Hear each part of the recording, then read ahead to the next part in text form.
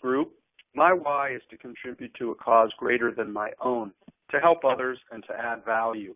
And how I do that is by bringing the best practices in business development and personal development to business owners who are ready, willing, and able to invest in their own growth, the growth of their team, and therefore the growth of their business.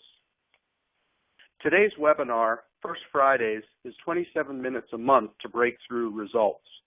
And our topic today is Express Your Why.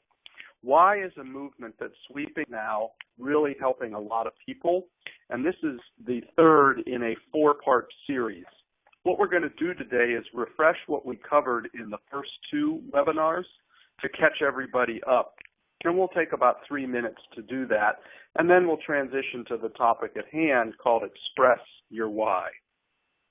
As you roll forward, please feel free to use your chat window.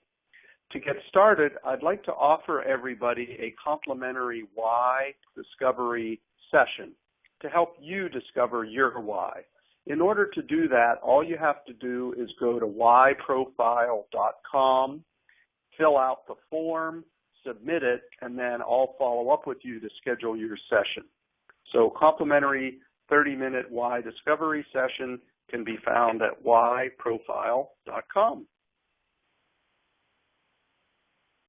The two most important days in your life are the day you are born and the day you find out why.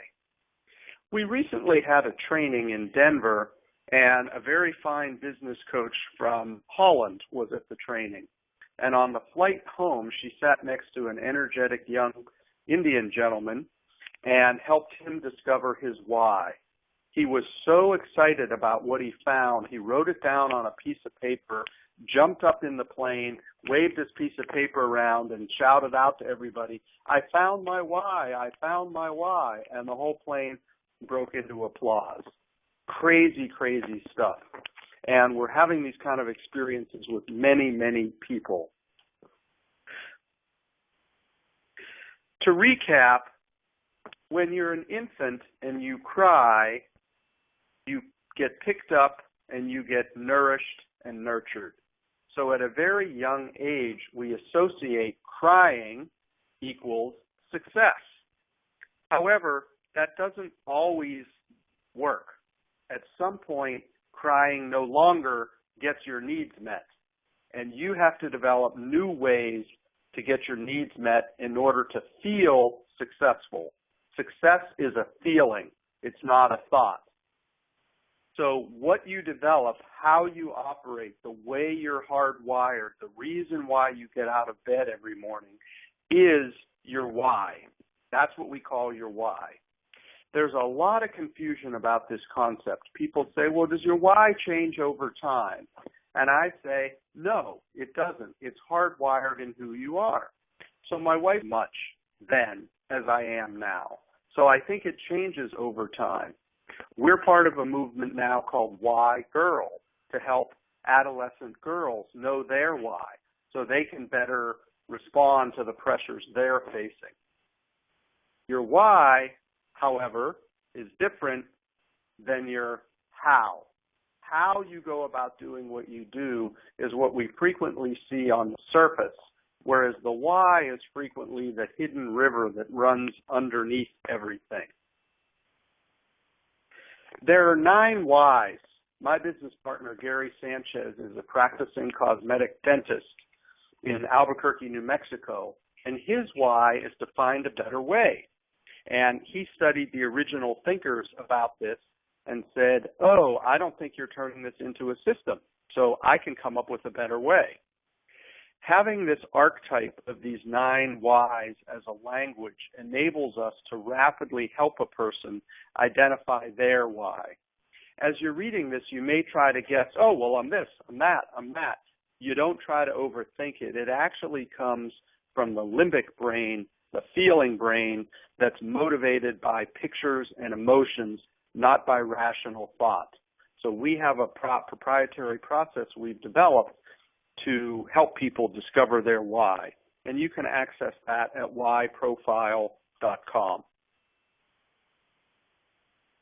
However, how you do what you do is unique to you. We're not saying there are only 9 kinds of people in the world. We're not interested in putting people into boxes. We're interested in helping people get out of their boxes. Why you do what you do, why is your driver, and then how is how you express it in the world. And the what is really what your day-to-day job responsibilities are. When you discover your unique why, how, what, you really get in touch with the passion that fuels your ability to accomplish more than you ever thought possible. I discovered my why March 16, 2012, and in the past 2.5 years, I have completely revolutionized my own business coaching business. I have accomplished a number of personal goals, and in general have found a much greater amount of freedom, energy, and satisfaction with what I'm doing. And those same opportunities are available for you. Now I want to transition, that's a little bit of our review. Now I want to transition to, some people say, oh, well, that's just like a personal thing. How does this apply to businesses?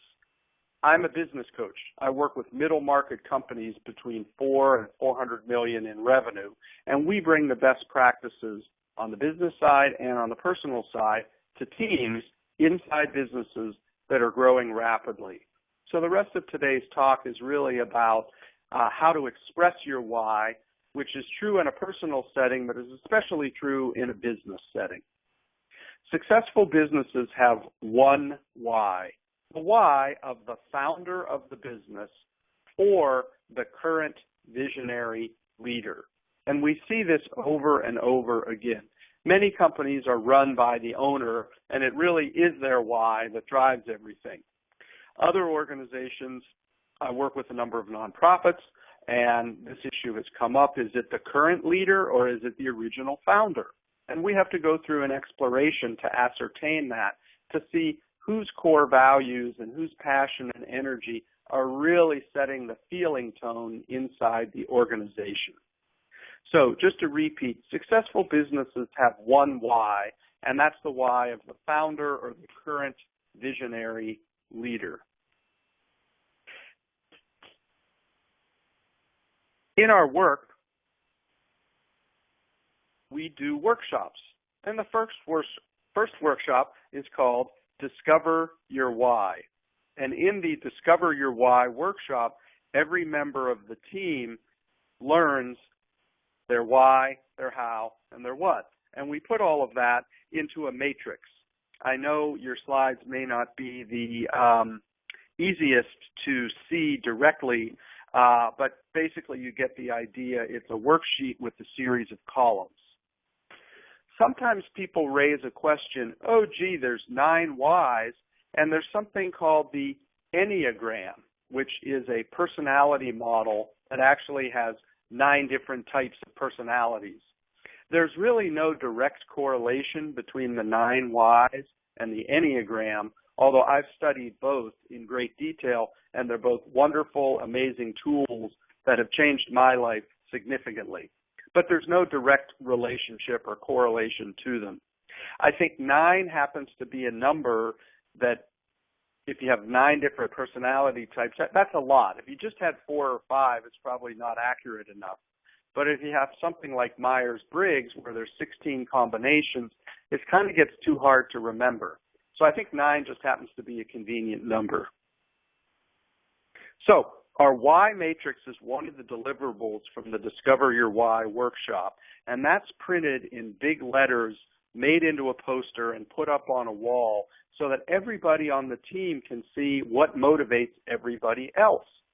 And we've had stories where people, even if they're working in an open floor plan, they're sitting next to someone in the next cubicle over, they may not even really know what they do, let alone why they do it. So we find lots of breakthroughs come from putting the why matrix up for the team. If it's a management team or a work group team, 6, 8, 10, 12 people, it works really nicely. When it gets bigger than 12, we tend to break it into subgroups so that people can really get to know each other better. So the why matrix is one of the main deliverables that come from the Discover Your Why workshop. The next thing that comes is the why directory. The why directory is simply a list of each of the 9 whys and who has that why. Let's look at it in a little bit more detail. One of our whys is to find a better way. Another one is to think outside the box and challenge the status quo. If I was responsible for coming up with new products for my company or a new donor relations strategy for my environmental nonprofit, I might want to go to those think outside the box thinkers to come up with new ideas. However, when it's time to implement the new strategy, do we want the outside the box thinker who's always going off on a tangent, or do we want a person who's really focused on going step by step and doing it the right way? So can you see how you want people with different whys in different roles in the organization, or maybe at least different roles on specific projects? That's one of the very concrete, specific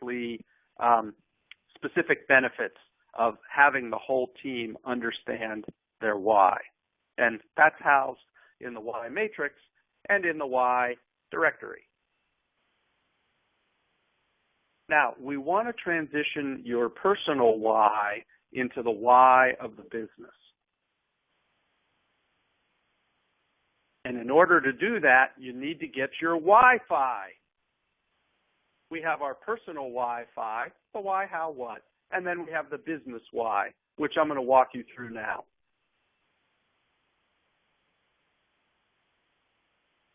This particular slide can change your life.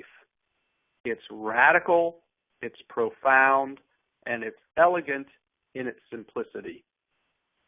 Let me explain. We begin in the Discover Your Why workshop in identifying the why of the business. So my business why is to contribute to a cause greater than my own, because that's my own personal why. My assistant, Kathy, has a different why. So she would write down on the line that says my why, that's where each team member writes down their own why. Because the why of an employee is not the why of the business. It can be something completely different. Then we ask 2 key questions that can really drastically increase people's alignment and engagement. First is, how do you see your why fitting within the why of the business? In other words, how do you do what you do to support what the business does? And people have amazing insights when they can see, okay, my why is to build relationships based on trust. And how I see that fitting in with the why of the business to do things the right way is I can show people, I can train people about how to relate better when we're being trustworthy, if we're expressing our core messages to the marketplace in a way that are resonating with the marketplace. So helping the individual first discover their own why and how their own why maps to the why of the business has produced massive breakthroughs. The second and related question is, how do you see the business why through this perspective of your why? I'm a little bit narrow in my perspective about my own why. I live it, I breathe it, it is me, but I may not see it through the eyes of someone who's motivated by something completely different. So we build an incredibly rich mosaic from doing the Your Unique Why contribution form in the workshop. And you can just see people, they cry, they tear up, they get excited. You can see their leg bouncing with excitement. It's very common when we run our workshops that some people, if they weren't fully bought in when they came in, they kind of slouch in, arms crossed when they sit down. Why am I here? I could be at work. You know, you get some people like that some of the time. And without fail, at the end of the workshop, you literally have to shove people out the door because they just want to stay and talk and enjoy the excitement that's been generated from doing the work. So this is how we map an individual person's why to the business why. Now, if you knew the why of each person in your business, can you see how that would improve their ability to function, would increase their effectiveness? So what part of the business would benefit from having everybody know each other's why? That's a trick question. The answer is, what part of the business wouldn't benefit? Every part would. It affects the company culture and the core values. I develop core values with my clients as part of their work implementing the one-page plan, which is a cornerstone of the Rockefeller habits that I'm certified to share with people.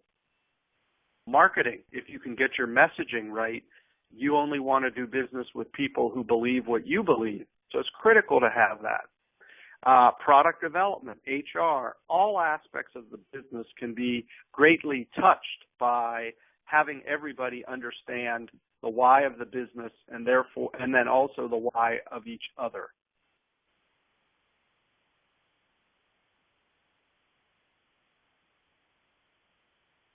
Do you need all customers or all donors, all stakeholders, all volunteers? No, you just need the right customers.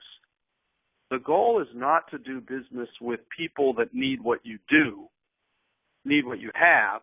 The goal is to do business with those people who believe what you believe. Have you had experiences where you just kind of click? Maybe it's with the coworker, maybe it's with the customer.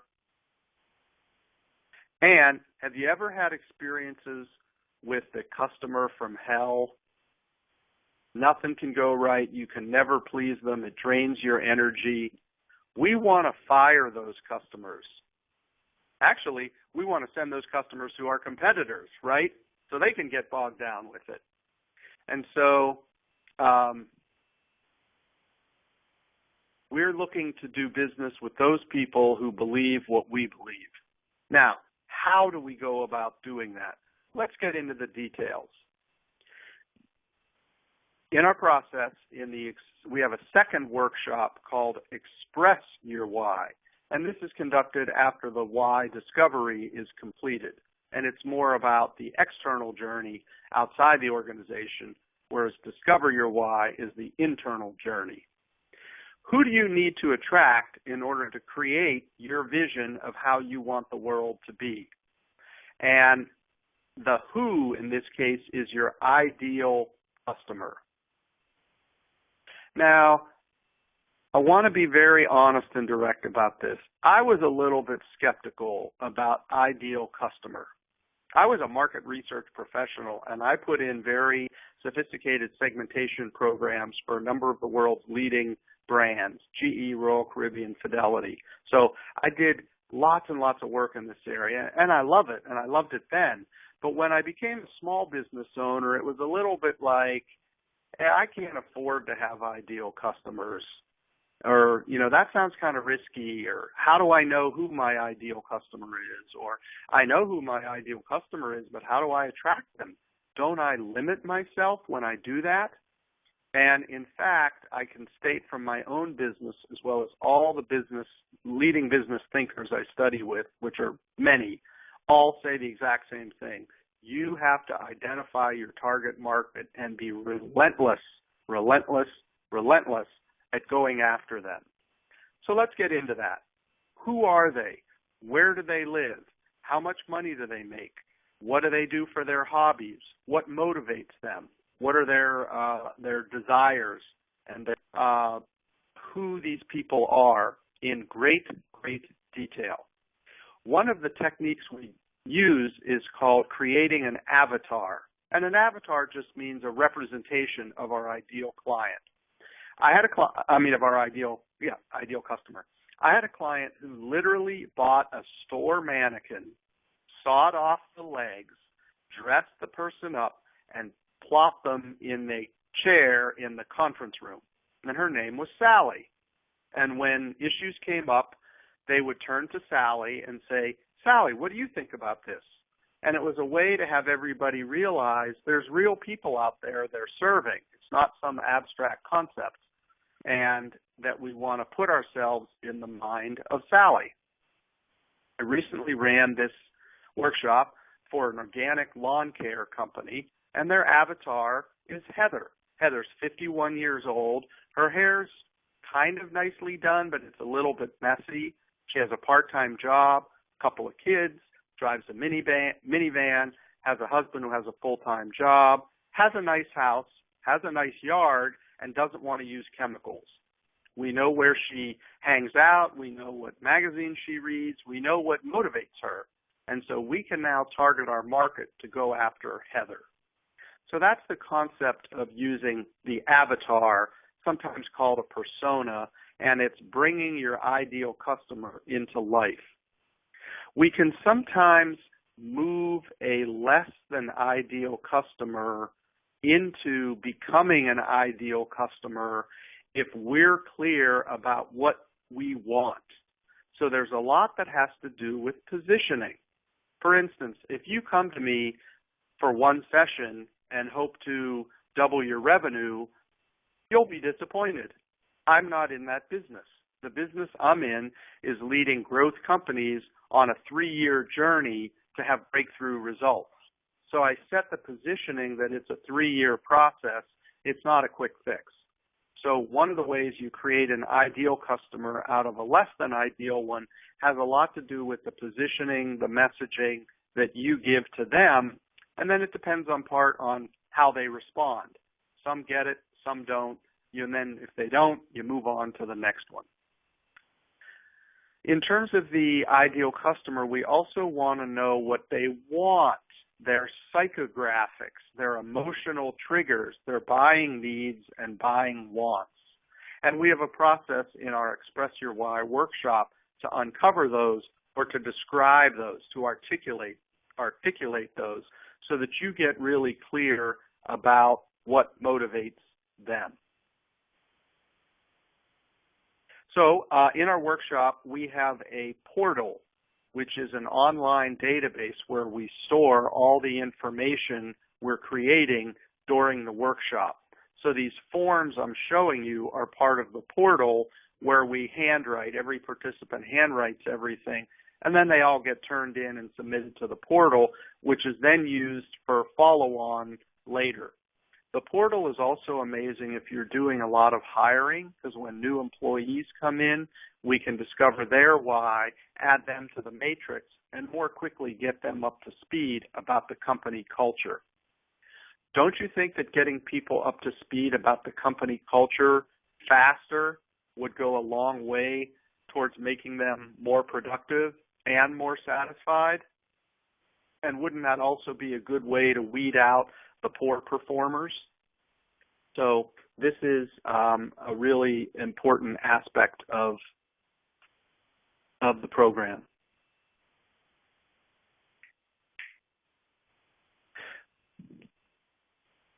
So we want to move on to the next element in the workshop, which is the elevator pitch. Many of you have heard the elevator pitch.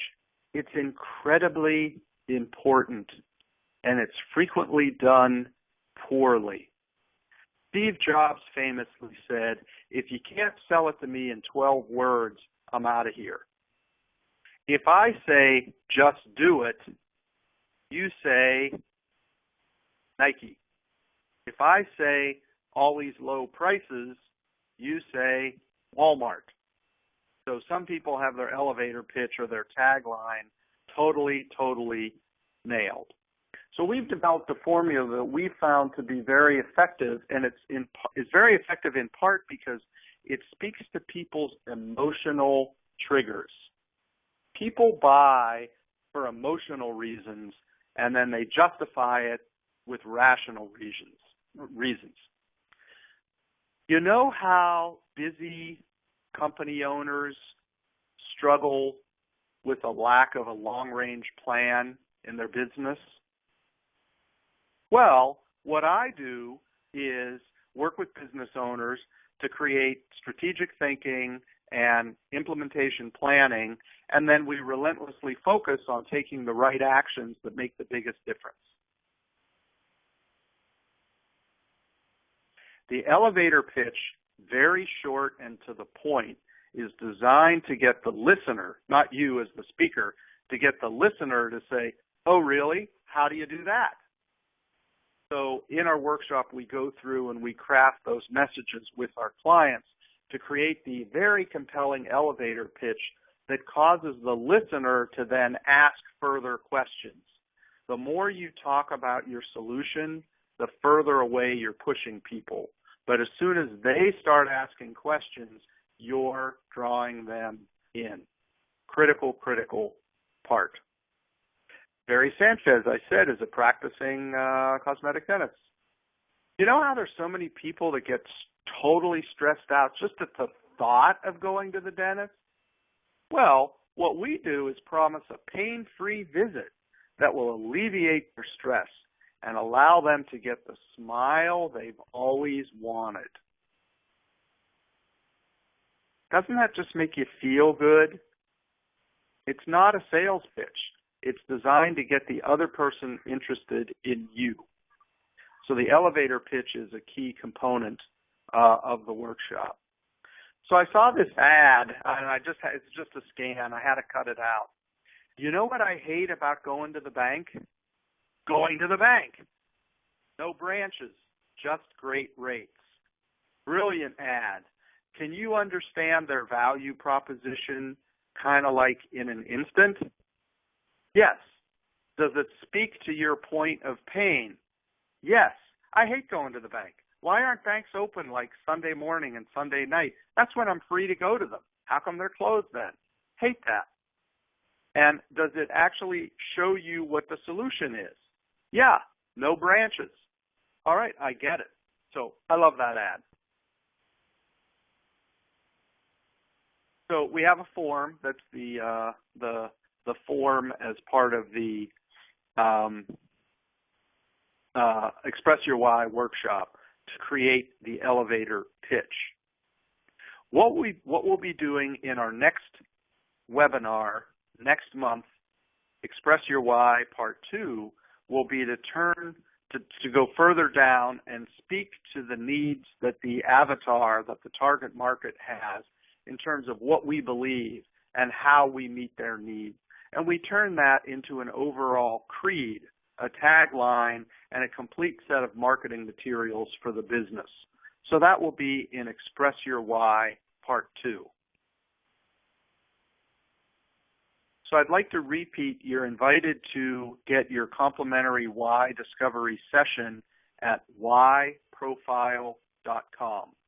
This is Jim Jubileer, Jubileer Results Group, and thank you for participating in First Fridays, 27 minutes a month to break through results.